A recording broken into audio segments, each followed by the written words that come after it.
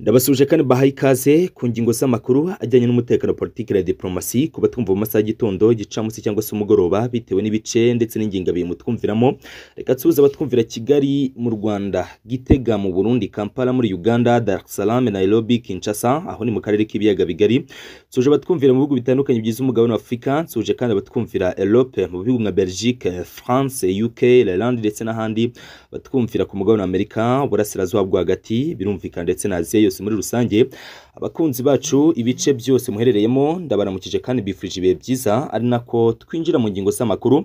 Turi mu gitondo cya tariki 20 Kamena 2025. Ni ingingo zigezweho birumvikana ku rwa politike mpuzamahanga. Turi mu burasirazuba bwo hagati, turaza kandi kwinjizamo ingingo nyamukuru zigezweho mu karere k'ibiyaga bigari, ariko by'umwihariko ku rwa politike mpuzamahanga. Byemejwe ko Perezida w'Amerika Donald J. Trump afite ibyumweru bibiri byo kuba yatekereje ku cyo ashobora gukorera Iran bikomeje guhangana bikomeye na Israel, ndetse by'umwihariko raporo nshya zigaragaza ko Iran yatangiye gukoresha zimwe mu ntwaro zabuzanijwe mu rugamba.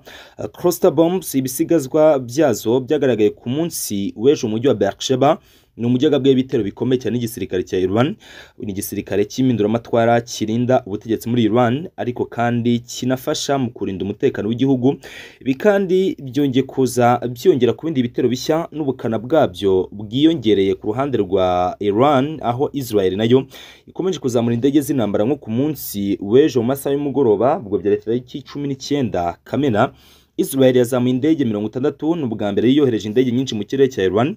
Zizagiye zirasa ibice bitandukanye harimo n'umujyi wa Isfahan. Uyu mujyi bivugwa ko igisirikare cy'iminduramatwara ndetse n'abahanga mu by'imibare, ubugenge ndetse n'ubutabire ariho basanga bategurira projet nucleaire za Iran zishobora kubageza kuri kirimbuzi. Iran bikemezwa ko inyotewe cyane kuba yagira kirimbuzi, ndetse ikemeza isi muri rusange ko igiye kuba navogerwa ndetse navugirwamo ku rwa politike mpuzamahanga. Israel labizi ko mu gihe Iran izabitunze kirimbuzi mu buryo ariko kandi bunazwi, itazongera na rimwe ihirahira kugaba ibitera imbere muri Iran. Irabizi ko ubutegetsi bw'abayatollah bushobora kwita busiba Israel ku makarita y'isi, cyane ko kugeza ubu nta ntwaro n'imwe izwi ihari ishobora kwitambika misile itwaye kirimbuzi ihari. Izo za Iron Dome ndetse n'ubundi bwirinzi bwose buhari mu isi, na kimwe gishobora guhagarika misile itwaye kirimbuzi, na kimwe gishobora guhirahira kitambika zino misile. Ni mu gihe kandi ku munsi w'ejo n'ubundi Iran yagerageje ICBM, ni Intercontinental Ballistic Missile. Bikava ko iyi misile bongeye kugerageza ari zimwe muri za misile za Fatah, bivugwa ko isa ku yindi n'ubundi ishobora kuraswa imbere muri Israel. Mu gihe Iran yabirashe zino misile za Fatah imbere ku butaka bwa Israel, birazwi ko nazo ari nakumirwa nta gishobora guhagarika zino ICBM z'abanya-Iran. Ibi byose bikomeje mu gihe n'ubundi Al-Wagachi, ni minisitiri w'ububanyi n'amahanga wa Iran, yemeza ko noneho bakinjira mu biganiro. Byemejwe ko yahamagaje ukuriye diplomasi ya Amerika mu burasirazuba bwo hagati Steve Witkoff kugira ngo bicare bagire ibyo baganiraho. Binarimo kureba ko uyu munsi wabaye wa 8, bwo ni iminsi 8 ikurikiranya ibihugu byombi cyangwa se impande zombi zihanganye zohereza za misile bishobora kuba byahagarikwa. Iminsi 8 yuze mu gihe Israel igihamya ko hari site nucleaire z'abanya-Iran itarashyira hasi. Raporo heruka yashyizwe hanze na delegation cyangwa se itsinda rya UN ryari mu burasirazuba bwo hagati yagaragaje ko Iran ifite site enye. Izi site enye rero zose bagaragaje byashyizwe hanze n'uwitwa Rafael Gross wagiye ayoboye delegation ya UN, abitwa UN Nuclear Watchdog. Uyu Rafael Gross yemeje ko izi enye nyinshi muri zo ziri muri Isfahan, ni wa mujyi wagabwe ibitero bikomeye cyane. Israel ikemeza ko imaze guca intege site imwe, site ya Natanzi niyo bamaze guca intege. Hari izindi site rero ngo zisigaye by'umwihariko ziri muri no mujyi wa Isfahan. Urwego rw'ubutasi rwa Israel Mossad rutaramenya neza aho zaba ziherereye naho ziri, ariko by'umwihariko ku munsi w'ejo mu bitero byagabwe bakemeza ko hari izindi site nucleaire bagabye ibitero. Iran igira site nucleaire nyinshi, ariko bikemezwa ko nyinshi muri zo ziba ari zo kuyobya uburari, izikora za nyazo zitaba hejuru ku butaka, ziba munsi mu ndiba. Imwe mu yamenyekanye harimo yitwa Fordo. Bikanavuga ko ari nayo ishobora kuba ari nini kurusha izindi, ari nayo ikorera ahitwa muri Equam province, ni mu gice cy'amajyepfo ashyira uburengerazuba bw'umurwa mukuru Tehran. Iyi nkuru yaba ifite ubushobozi kurenza za Natanz n'izindi zose zihari, ndetse bikanavugwa ko niba Iran koko yaba yarageze kuri kirimbuzi, iyi site ya Fordo ariyo yaba yarabahesheje kugera kuri izo kirimbuzi. Mu gihe kandi Uburusiya bwongeye gushyirwa mu majwi ko aribwo buri gukingira ikibaba ubutegetsi bwa Iran, by'umwihariko ngo nibwo buri gutuma cyangwa se buri gufasha kurinda zimwe muri site zabo zikomeye. Hari n'abahanga b'Abarusiya, abahanga mu by'ubugenge n'imibare bakora muri site nucleaire z'abanya-Iran. Uburusiya bwatanze gasopo ko hari zimwe muri site zigomba kwirindwa kuraswaho kuko abahanga babo mu bijyanye n'ubugenge ndetse n'ubutabire bishwe. Birumvikana ko bishobora kwita bigira ingaruka z'ako kanya. Ni message ubwe Perezida Vladimir Putin yatangaje, ariko kandi anabuza kino gisirikare cyo mu burengerazuba bw'isi, ubwo na Israel muri rusange, ababuza kwirinda kurasa kuri site nucleaire, bahagarika ibitero byabo kuri zino site nucleaire bari kugenda barasaho ko ku isaku yindi bashobora kurasa kuri imwe muri site yabashije kugeza uranium ku kigero cyo hejuru, ugasanga biteje ihumana rikomeye muri kariya gace k'uburasirazuba bwo hagati. Izi ngingo z'amakuru ndetse n'andi menshi tuba turi buze gucamo imbere mu kiganiro n'ibyo tugiye gukomozaho, ubu ni uburyo buvunaguye tuba tugaruka kuri zimwe mu ngingo zigezweho. Reka rero byose tubyinjiremo gatanu ku kandi. Ndahera kuri Kongere ya Leta Zunze Ubumwe za Amerika. Kimwe mu bintu biri kwibazwaho ni uburyo Leta Zunze Ubumwe za Amerika zatinze kubarizwa mu rugamba mu buryo bweruye. Amabarura ahari aregaragaza ko abaturage imbere muri Leta Zunze Ubumwe za Amerika batifuza ko kino gihugu cyabo, ubwo ni leta ya Amerika, mu by'ukuri yagabe bitera muri Iran. Hari amwe mu matora akunze kwita akorwa cyangwa se ahita mu buryo bwa internet kuri murandasi, aho abaturage nk'ibihumbi magana bashobora kwihuriza hamwe bagasa nk'abatora. Ibi nabyo byagiye bigaragazwa ko bigira impact, bagasa nk'abagaragaza ibitekerezo byabo. 80% bagiye bagaragaje ko mu matora aheruka kuri internet batifuza ko igihugu cyabo cyabarizwa mu ntambara na Iran. Bagaragaza ko za operation za Leta Zunze Ubumwe za Amerika muri Middle East zimaze kurambirana, bityo rero bagomba gushyira hasi bakareka ibihugu by'abandi bigatuza nyuma ya za operation bakoze muri Afghanistan, operation bakoze muri Iraq no muri Syria. Kuri ubu rero ngo izo operation zabo muri Iran ntago bazifuza. Ni mu gihe kare n'ubundi byemezwe ko mu byumweru bibiri biri imbere, ubwo no kugeza mu ntangira z'ukwezi kwa karindwi, bagaragaje ko aribwo Kongere ya Amerika igomba kuba yamaze guhitamo niba koko igihugu cyabo gishobora kubarizwa mu rugamba na Iran cyangwa se bidashoboka. Ni mu gihe kandi ubundi bigaragara ko Trump ubwe yaza kuba afite ubushobozi bwo kuba mu by'ukuri yatangiza intambara kuri Iran, aba yarabikoze. Ariko uko ubutegetsi bupanze muri Leta Zunze Ubumwe za Amerika, Kongere hanini niyo ihumugisha ibikorwa nk'ibi igihugu gishobora kubarizwamo mu kandi karere. Kongere ya Amerika rero ifite ibyumweru bibiri kugira ngo irebe niba yahumugisha bino byifuzo. Ariko bamwe mu basenateri n'abavuga rikijyana ku ruhando rw'abayahudi, hari bamwe mu bayahudi babarizwa cyane muri Kongere ya Amerika, byo ni bisanzwe, ndetse community nini y'abanyamerika ahanini abavuga rikijyana, abayoboye amabanki, abayoboye ibigo bikomeye by'ubucuruzi, abaherwe abenshi usanga ari abayahudi. Witwa Bernie Sanders n'umwe mu basenateri b'icyubahiro ba mbere muri Amerika, ariko akaba nubashywe cyane muri community y'abayahudi. Uyu ni umwe mu bantu bazamujwe agaragaza ko atifuza ko ubutegetsi bwabo hakomoka bagabitero muri Iran. Ijambo rya Bernie Sanders risa nkaho mu by'ukuri yahungabanyije cyane, kuko abanabirebera kure bemeza ko uyu Bernie Sanders yumvwa cyane n'abayahudi kurusha uko Benjamin Netanyahu abayahudi bashobora kumwumva. Niba rero umugabo nka Bernie Sanders atangaje ko atifuza ko igihugu cyabo gitangiza intambara, birumvikana ko birate bigira icyitwa direct impact ku bikorwa byabo, ndetse n'icyo Netanyahu ashobora kubwira abandi bayahudi ngo bacyumve. N'imbere mu gihugu abayahudi benshi ntago bishimiye izo operation n'urugamba batangije kuri Iran, no baragaragaza ko bifuza ko bigomba guhagarara mu buryo bwihuse kandi bikiri mu maguru mashya. Ibi rero byose n'ubundi birahura nuko Iran nayo yamaze gukurira inzira ku murima Leta Zunze Ubumwe za Amerika, avuga iti ntago turi buze gukangwa n'ibyifuzo byanyu, twe turi buze kwikingira na za operation zigamije kwirinda, ntago turi buze kuza gukangwa nuko ngo mwavuze cyangwa se mwemeje ikina kiriye.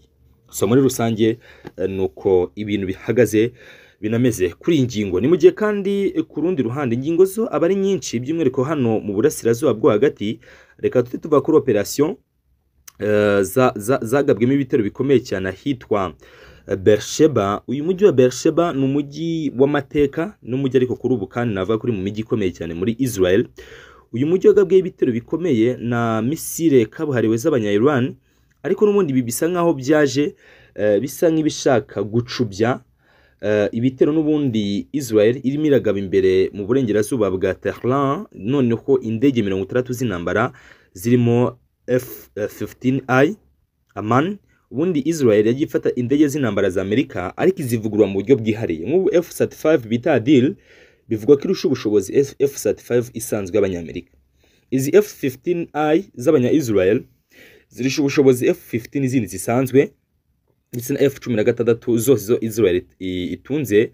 Baraziguze, baragenda abahanga babo bongeramo irindi koranabuhanga rituma zihariye cyane mu bitero zigaba, ndetse zidapfa no kubonwa byoroshye na radar cyangwa se zishyirwa mu bipimo mu gihe ziri muri operation ngo zibe zahanurwa mu kirere. So muri rusange rero uko ibintu bihagaze cyangwa se uko bimeze kuri ubu, iyi ngingo inahure neza n'indi ngingo ishimangira uburyo Israel ikomeje kuzamura izindi ndege z'intambara. Binavuga ko harimo n'indege ebyiri za Leta Zunze Ubumwe za Amerika, ariko amakuru ataremezwa neza, ariko bivuga ko zimwe mu ndege ebyiri za Leta Zunze Ubumwe za Amerika izitwa Flight S-22, izi ngo zaba ziri mu rugamba, kandi nazo ngo ni indege bigoreye cyane ko radar yazibona uretse gukurikirana gusa. Amakuru yahashize ngo hagende harebwaho zaba ziri, ariko ubwo ziheruka zino ndege zari ziri mu kimwe mu birwa hara mu nyanja y'Abahinde. Bikavugwa ko rero byange bikunde bitewe n'ubwinshi bw'ibisasu biri kuraswa, nyamara zimwe hari zo radar itari gufata, ngo bishoboke ko zino ndege za Leta Zunze Ubumwe za Amerika zaba ziri muri operation. Hamaze iminsi n'undi mu burasirazuba bwo hagati bashyushya indege zabo z'intambara nka F-22 Raptors, bari kwishyushya. Iyo ni nakumirwa mu gihe Iran izaba yoherejwe zino Raptors, birumvikana ko rwose bishobora kuzayigora kugira ikikora.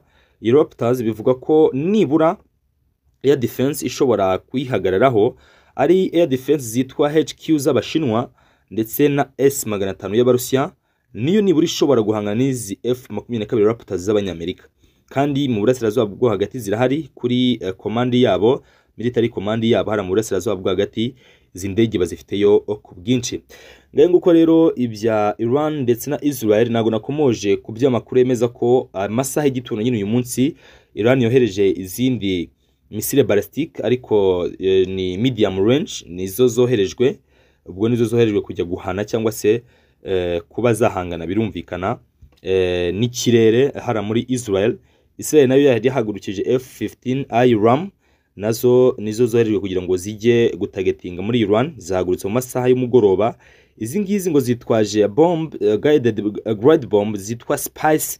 Imwe muri zo ngo muri izi bomb ibifite hafi nibura ibiro hagati ya 600 ndetse na 700. Birumvikana ko nayo bwahikubise igomba kuhababaza mu buryo navuga ko bushobora gusigira isomo aho nyine zigabye ibitero zino ndege z'intambara z'Abanya Israel. Reka tuvuge rero ku by'Uburusiya buri gushinzwa cyangwa se biri kuvugwa ko buri gukingira ikibaba, inzego zabo ziri gukingira ikibaba Iran. Amakuru ahari ariko mbere yuko iyi nkuru nyinjiramo munyemerere gato, hari amakuru mbonye ubu nyine ndi mu kiganiro. Israel iri kurasa agace kitwa Sefridod. Kano gace ni agace k'inganda kari mu majyaruguru y'umujyi witwa Rashid. Agace k'inganda rero nkurikije uko ino nyandiko ya The New York Times ndi kuyibona, aka gace IDF ngo yari yahawe amakuru ko ariho abaturage basa nkaho bamaze kwimurwa muri biriya bice, bise ngo hari ikintu kiri gikomeye cyane Iran wenda biri kwategurira. Kano gace k'inganda bivugwa ko bakarashe kabisa, na gace k'inganda kari muri no mujyi wa Rashid. Bikavuga ko rero muri zino nganda haba harimo zimwe muri zo zihishe. Ubwo rero Iran kwimura abaturage muri kano gace, ubwo bisa nkaho bise bibera sinyi ikomeye Israel yo gutekereza ko kano gace kaba karimo izindi site nucleaire, kuko ahantu hose bakeka ko hari site nucleaire z'Abanya-Iran. Nta kindi Israel iri gukora, iri kwitohereza indege zabo z'intambara zisa nkaho ziri kwidegamya mu kirere cya Iran, kuko Iran ni yatinyuka kohereza indege muri Israel kuvaho runo rugamba rwatangiriye. Na ndege nimwe y'Abanya-Iran iri mu kirere cy'Abanya-Israel, bitewe nuko Iran isa nk'iyakumatanyirijwe ku masoko mpuzamahanga. Na indege bafite ni indege mu by'ukuri navuga ko z'ikiragano cya kabiri, mu gihe nyamara cya kabiri cyangwa cya gatatu bakabije Israel izifite z'ikiragano cya gatanu n'icya kane. Nyinshi muri zo nizikoresha. Byumvikane ko mu bijyanye n'ubugenzuzi bw'ikirere ku ndege z'intambara Iran ni ibintu bizwi ko isanzwe idafite ubushobozi bwo kuba yahita ihangana mu buryo nakita bufunguye cyangwa se bweruye na Israel. So ibi rero bwo yari update nayo tugomba kuta tunyuzamo, reka nivugire ku buryo Uburusiya burimo burakingira ikibaba ubutegetsi bw'Itehran. Ubundi birazwi neza ko aba nabafatanya bikorwa cyane bari kumwe muri BRICS, ndetse Uburusiya bunahishura ko Iran buri ari umufatanya bikorwa wibanze mu burasirazuba bwo hagati ubafasha gucungana bya hafi na hegemoni ya Amerika muri kara karere. Uretse ibi kandi ni kenshi Iran mwagiye muyumva ivugwaho cyane kuba yaragiye ifasha mu kohereza misile n'abasirikare urugamba Uburusiya bumazemo imyaka irenga 3 muri Ukraine. Birumvikana rero ko ibi byose Iran ikora Uburusiya nabwo bushobora kubyishyura mu buryo bumwe cyangwa se ubundi, ndetse bikanavugwa ko rero bari gukinga ikibaba zimwe muri site zabo zikomeye zaba zoherejwe battery y'ububwirinzi kabuhariwe butuma nta kintu gishobora gucaracara muri karakarere. Namakuru ari kuvugwa, ndetse abanakurikiye mwabonye ko Perezida wa Ukraine Volodymyr Zelensky nawe asa nkaho yaje ashimangira ingingo, ariko abakurikiye ano magambo ya Zelensky ku munsi w'ejo baravuga bati ibi ni manipulation. Zelensky ari gushaka gukururira amahanga kumva ko Uburusiya bukivanga mu zindi ntambara, ariko ibi byo n'ubundi birazwi biri kuva ko Uburusiya buri gukingira ikibaba zimwe muri site bizwi ko zikomeye z'abanya Iran kuba zaraswaho n'izindege z'intambara, ndetse ngo bakoreza na battery y'ubwirinzi buhambaye cyangwa se ubwirinzi bukomeye. Nyamara Israel irigamba kuba iri gusenya cyane.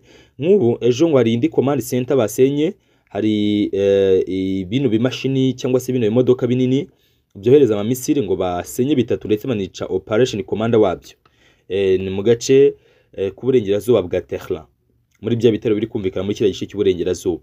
So muri rusange gukomeza kwigamba cyangwa se kuvuga ko ari biri gukorwa, bamwe baravuga bati why not, bishobora kuba biri gukorwa cyangwa se byanakorwa. Urundi ruhande bati ni amakabya nkuru, ariko muri rusange igihari nuko impande zombi zo zikomeje kugenda zihangana mu buryo bukomeye. Ndongera mvuge kandi kubijyanye no kugaragaza cyangwa se irigerageza ryakozwe ku munsi w'ejo.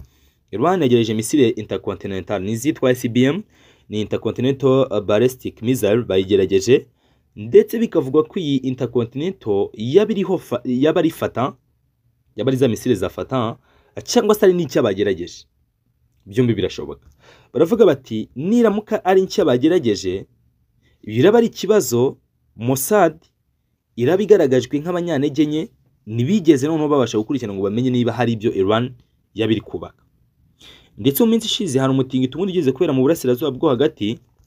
Uyu mutingito ukavugwa ko waba waraturutse kwigerageza ry'intwaro ziremereye Iran yabarageragereje muri karagace, ndetse Iran igeze kwigamba ubwayo ko ifite intwaro ishobora kurasa kuri Israel itari na kirimbuzi, ngo bafite misile bubatse bagezeho bashobora kurasa kuri Israel, ubundi bikabindi bindi.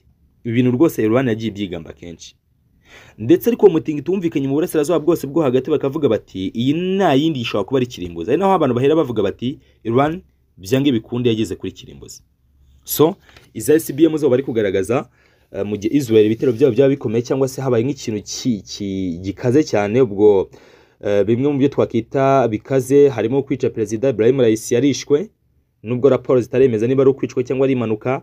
Ubwo mu gihe Masoud Pezeshkian cyangwa se Ayatollah Khomeini yaba yishwe, yo navuga ko byaba ari yo red flag. Ayatollah Khomeini yishwe, icyo twahita tubona sinzi icyari cyo. Kino gisirikare cy'iminduro matwara muri Iran ngira ngo niba banafite kirimbuzi bahita bayirasa, ngira ngo izi misile zafata bakoreza ijana muri zo, ngira ngo izi ICBM na bya bisasu birata bafite byose bahita babirasa kuri Israel. Reka mbashimire rero abo twabanye muri kino kiganiro, umugisha n'amahoro nibikabure kubana namwe.